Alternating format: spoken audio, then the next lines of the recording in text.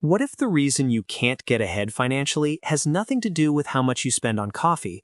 What if all those budgeting apps and expense trackers are actually keeping you broke and miserable? Let me tell you about a discovery that will change how you think about money forever. There's a rule in life that keeps showing up everywhere you look. It says that most of your results come from a tiny portion of your actions. About 80% of what you get comes from just 20% of what you do. This was discovered by an economist named Vilfredo Pareto about a century ago while studying wealth distribution in Italy. He noticed that roughly 80% of the land was owned by just 20% of the people. Then he saw the same pattern in his own garden, where about 20% of his pea plants produced 80% of the peas. Once he started looking, he found this pattern everywhere. Think about what you've been told to do with your money. Track every purchase, categorize everything, stress about small expenses. The message is always that your morning coffee is ruining your life. That's the trap. You're putting all your energy into choices that barely move the needle, while the few decisions that actually matter are slipping right past you. Let me show you what I mean with a real example. I know two people who work in the same office, making $65,000 a year. Let's call them Alex and Taylor. Alex is super careful with money, has a detailed budget spreadsheet, makes lunch at home every single day, never buys coffee out, tracks everything down to the dollar. After a full year of this, Alex managed to cut monthly spending by about $150. Alex feels really good about being responsible. Taylor does the complete opposite. Grabs coffee every morning, eats out for lunch regularly, doesn't track anything. But Taylor did three things differently.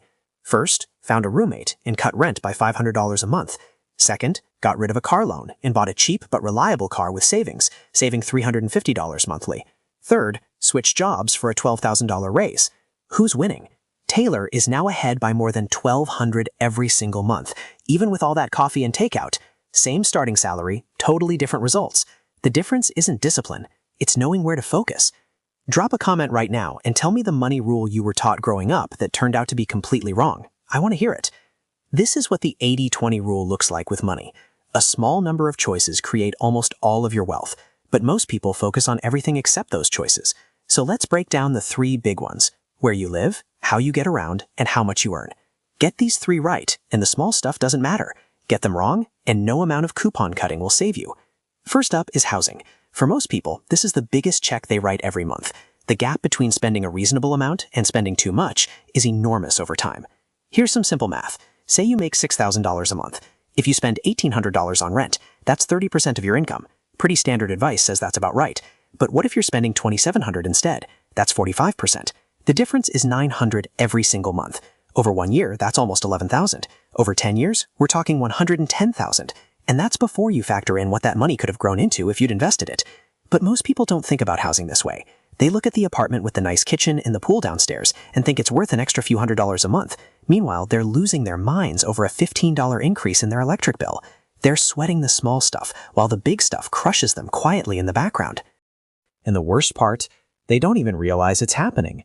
The rent goes up every year, and they just accept it. They never question it. They never shop around. They just sign the lease again and keep complaining about everything else. Now, let's talk about cars. This is where things get really wild. The typical car payment right now is about $750 a month. When you add in insurance, gas, and maintenance, you're easily spending over $1,100 monthly just to have a car. And that car loses value every single mile you drive it. Here's a different way to look at it. Instead of financing a $45,000 car, you buy a solid used car for $12,000 cash. You just avoided a $750 monthly payment for the next 5 years. That's $45,000 in payments you never make. But it gets better. What if you took that $750 every month and invested it instead? Over 25 years at a basic 8% return, that adds up to over $600,000. Read that again. The choice between a fancy new car and a practical used one isn't a $33,000 decision. It's a $600,000 decision. Yet people will spend more time comparing gas prices to save $2 than they will thinking about whether they really need a car payment. Here's what's wild. Someone will worry about spending $6 on coffee while they're making a $750 car payment on something that's dropping in value every single day. That's like being concerned about a dripping faucet while your basement floods. The scale is completely backwards. The third big piece is your income. This is the one most people completely ignore, and it's probably the most important one. Most folks spend zero time trying to earn more and all their time trying to spend less. But the math is simple. If you make $55,000 a year, you can cut your spending and maybe save a few thousand. That's hard work for a small return. A 15% raise is $8,250 more per year. What's easier, cutting $8,000 from your budget or finding a way to make $8,000 more? For most people, making more money is actually the simpler path, but it doesn't feel that way. Cutting spending feels safe. You can control it. Asking for more money means putting yourself out there. It means maybe getting rejected. It's uncomfortable. So people avoid it and stay exactly where they are. But here's the thing. Every single year you don't negotiate, every year you don't switch to something better, you're leaving money on the table that compounds just like everything else. The raise you didn't ask for in year one doesn't just cost you that year. It costs you every year after it too, because your next raise is usually built on top of whatever you're already making. But here's the truth. Rich people didn't get rich by saving money on groceries. They got rich by making smart choices on the big stuff. They don't overspend on housing, they don't waste money on car payments, and they work hard to increase their earnings. That's it. That's the whole formula. Your income can keep growing. There's no real ceiling. But your spending can only go so low before you're basically living in your car eating ramen every night. So why would you focus all your energy on the thing with a limit instead of the thing that's unlimited? Here's what I call the time trap. The more hours you spend tracking small purchases, the less time you have to work on making more money. It's like spending all day organizing your closet when you should be at work.